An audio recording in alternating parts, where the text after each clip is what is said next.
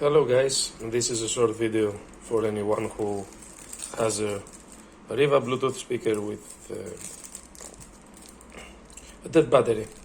So even if you try to replace the battery using a normal BMS, you will not get this speaker to work. Why? Because this speaker needs communication so that can recognize the battery. So what I did, I'm using a BMS from a Dell laptop, a simple one, which have like 0, 4 volts, 8 volts, 12 and 16 outputs, together with a communications line that SDL, SCL that needs to SD, SCL that needs to communicate with the processor and then gives you the access to the battery.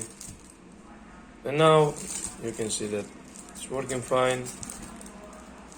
We have, let's see, we have now the charge should be like, or maybe almost full, I don't know, let's see.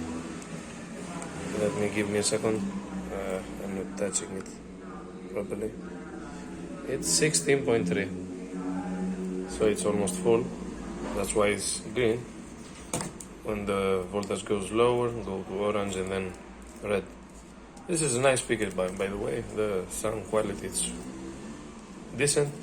And yeah, I tried to find a battery replacement on Google searching, but didn't had any chances. So what I did is I built mine with 4 batteries and this BMS. You can use like a laptop BMS, that's the one that this thing had, but actually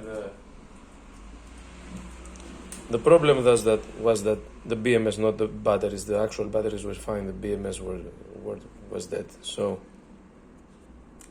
you need too much time to try and find the issue on this thing. So what I did is just replace it with another one, which is from the laptop, which is I think better than the original one. And now it's working pretty fine. So see you in the next one.